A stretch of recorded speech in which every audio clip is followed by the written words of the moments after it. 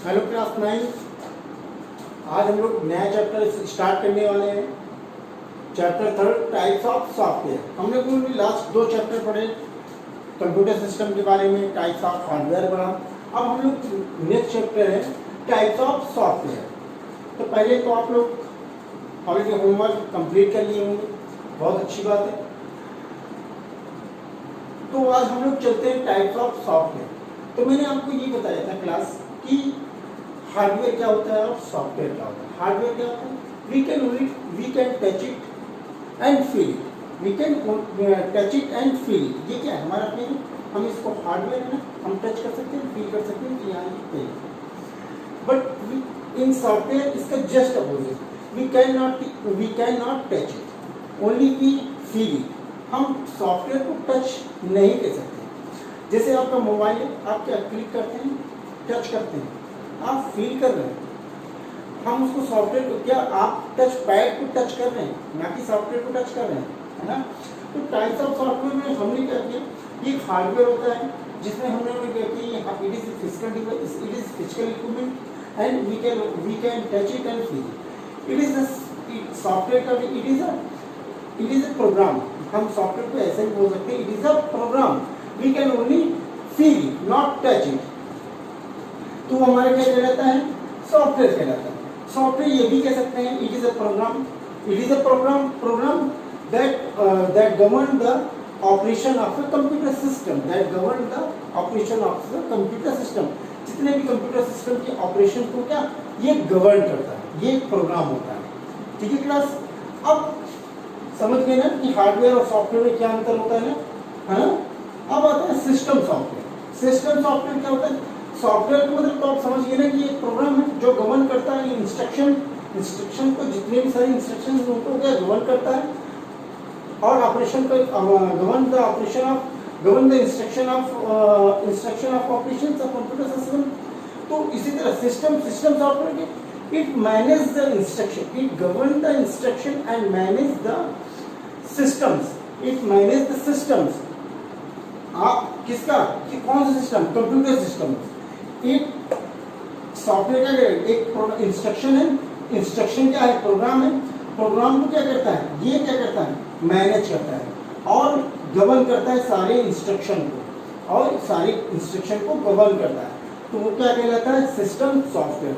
जो सारे system software क्या कहलाता है? ऐसे समझिए कि सिस्टम सॉफ्टवेयर सिस्टम के जितने भी इंस्ट्रक्शन को जो गवर्न करता है या फॉलो करवाता है या इंस्ट्रक्शन को फॉलो करता है, वो हमारा क्या कहलाता है? System software. इसी तरह हमारे पास आता है ऑपरेटिंग सिस्टम। ये ओवरव्यू बता रहा हूँ, बता रहा था। फिर आता है ऑपरेटिंग सिस्टम। ऑपरेटिंग सिस्टम क्या होता है? Operating system OS, it is a part of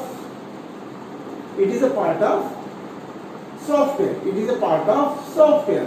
और ये क्या करता है? It provide the communication between hardware and users, अब देखिए,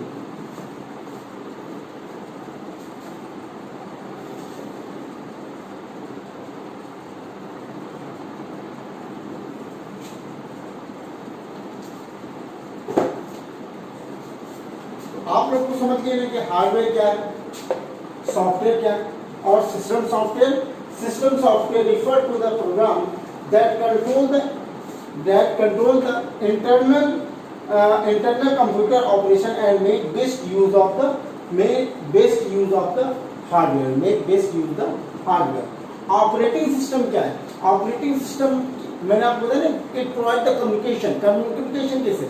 अब जैसे माउस है ना, अब आप सॉफ्टवेयर है, ठीक है, वर्ड पैड है, वहां पर लिखना है, तो आप कीबोर्ड से माउस से टच कर रहे हैं, कीबोर्ड से इनपुट कर रहे हैं, तो कैसे वो वहां लिख जा रहा है? तो ये थ्रू द ऑपरेटिंग सिस्टम होगा, through the operating system. Operating system क्या? वो सॉफ्टवेयर और जो आपका वो हार्डवेयर है, उसके बीच में आपको क्या कम्युनिकेशन प्रोवाइड कर रहा है,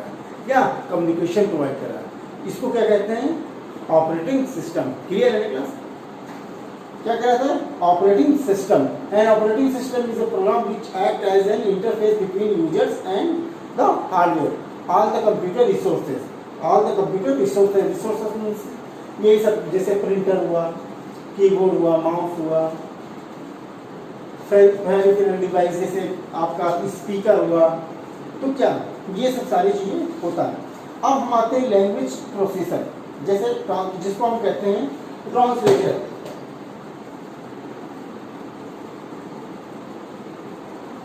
ये तो आपको समझ में आ गया होगा, क्लियर है क्लास?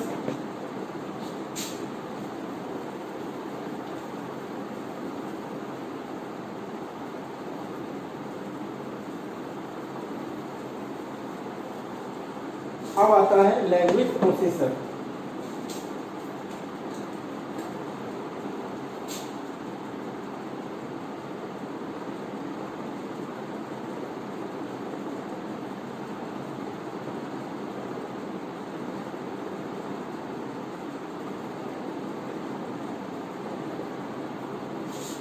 जिसको हम ट्रांसलेटर बोलते हैं, जिसको हम क्या बोलते हैं, ट्रांसलेटर। Language processor. अब लैंग्वेज प्रोसेसर क्या होता है? जब हमारा कंप्यूटर सिस्टम डिजाइन हुआ तो पहले क्या फर्स्ट जनरेशन लैंग्वेज है, second generation, third generation, fifth, fourth generation, fifth generation. तो हमारा लैंग्वेज भी है अकॉर्डिंग टू, तो अब लैंग्वेज हमारी आई तो फर्स्ट जनरेशन लैंग्वेज क्या है? हमारी असेंबली लैंग्वेज, वो हाई लेवल लैंग्वेज। क्या हाई लेवल लैंग्वेज थी, या इसको हम ये कह सकते हैं machine level language. Machine level language हमारी कौन सी होती है? 0 और 1। मशीन लेवल लैंग्वेज जिसको हम असेंबली लैंग्वेज बोलते हैं वो 0 1 कहलाती है, असेंबली लैंग्वेज। फिर इसके बाद आया हमारा इंटरप्रेटर लैंग्वेज। इंटरप्रेटर लैंग्वेज क्या आता है? ये भी एक high level language, machine level language है।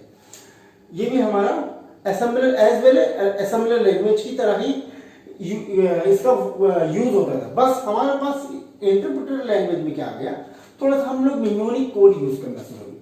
निमोनिक कोड, निमोनिक कोड मतलब जैसे किसी का फंक्शन बना लेना, ऐड का, या हम इसको कह सकते हैं सम, है ना, मल्टीप्लाई का, एवरेज का। तो ये हमारे क्या है? ये हमारे निमोनिक कोड कहलाए, जिसको हम इंटरप्रेटर लैंग्वेज बोलते हैं। फिर हमारी थर्ड जनरेशन लैंग्वेज है। थर्ड जनरेशन लैंग्वेज क्या है हमारी? थर्ड जनरेशन लैंग्वेज क्या है हमारी? थर्ड जनरेशन लैंग्वेज हमारी क्या है? थर्ड जनरेशन लैंग्वेज हमारी जैसे जावा, कोबोल, बेसिक, फॉर्ट्रेन, है ना, ये सब हमारी थर्ड जनरेशन लैंग्वेज। और इन थर्ड जनरेशन लैंग्वेज क्या हुआ, ये इसको हम इंग्लिश लेवल लैंग्वेज भी बोल सकते हैं। ये हमारी क्या लो लेवल लैंग्वेज, जिसपे क्या हम लोग जिसपे आसानी से यूजर्स क्या आसानी से लिख सकते थे, आसानी से लिखते थे। अब इसके लिए हमारे पास क्या, जब हमने इंग्लिश में लिख दिया, अब कंप्यूटर, ये मैं लैंग्वेज आपको इसलिए बता रहा हूं कि इनका वर्क क्या है, ये ट्रांसलेटर का वर्क क्या है। तो जब हमने इंग्लिश वर्ड में लिख दिया, कंप्यूटर तो एबीसीडी तो जानता नहीं, वो 0 1 0 मैंने पहले बताया कि मेमोनिक कोड यूज हुआ, और इसके पहले हमारी मशीन लेवल लैंग्वेज। तो जब हमने इंग्लिश वर्ड लिख दिया तो इसके लिए हमें अब इस लैंग्वेज को हमें कन्वर्ट करना था। तो हमारे पास क्या है? ट्रांसलेटर है। ट्रांसलेटर आया, जिसमें दो ट्रांसलेटर हमारे पास बहुत ही इंपॉर्टेंट, वो पहला कंपाइलर और दूसरा इंटरप्रेटर। पहला कंपाइलर और दूसरा इंटरप्रेटर।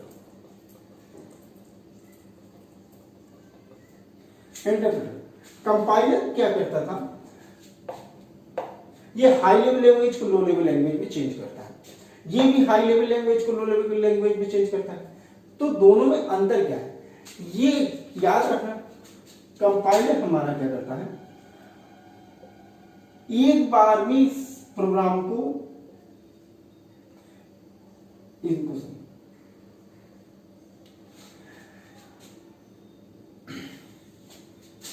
उल्टा बन गया।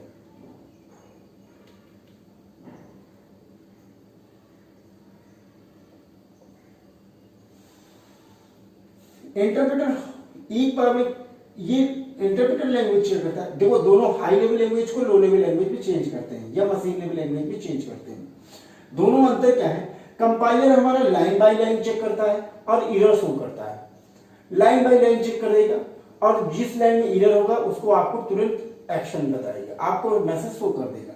इंटरप्रेटर क्या करता है? वो लाइन बाय लाइन मैसेज को नहीं चेक करता, वो होल मैसेज को चेक करके फिर आपको शो करेगा कि हाँ पर यहाँ ये एरर है। तो आप समझो कि अगर 10 पन्ने की अगर मैंने एक लेटर लिखा, 10 पेज पे अगर मुझे इकट्ठा एक बार में गलतियां मिल जाए तो अब मुझे 10 पेज पलटना पड़ेगा कि नहीं कि कहाँ पर गलतियां हैं। तो ये थोड़ा सा डिफिकल्ट है। कंपाइलर लाइन बाय लाइन, इस लाइन पे वो पेज नंबर पे यहाँ पर गलती है आप चेक कर लो। तो क्या आज हम लोग क्या यूज करते हैं? कंपाइलर यूज करते हैं। क्या ये ट्रांसलेटर यूज करते हैं, है ना क्लास? तो ये क्या है? Language processor translator. ये तो हमारे पास ट्रांसलेटर है, कंपाइलर और इंटरप्रेटर। क्लियर है क्लास?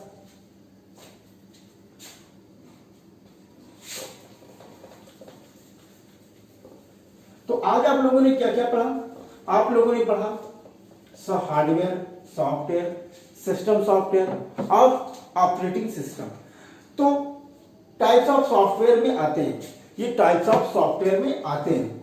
सॉफ्टवेयर का मतलब एक प्रोग्राम होता है। प्रोग्राम क्या होता है? सॉफ्टवेयर क्या होता है? एक प्रोग्राम होता है। प्रोग्राम क्या होता है? प्रोग्राम हमें सेट ऑफ इंस्ट्रक्शन होते हैं और सेट ऑफ इंस्ट्रक्शन को कैसे फॉलो कराना है, ये सारे वर्क आपके सिस्टम सॉफ्टवेयर के रोल होते हैं, है ना?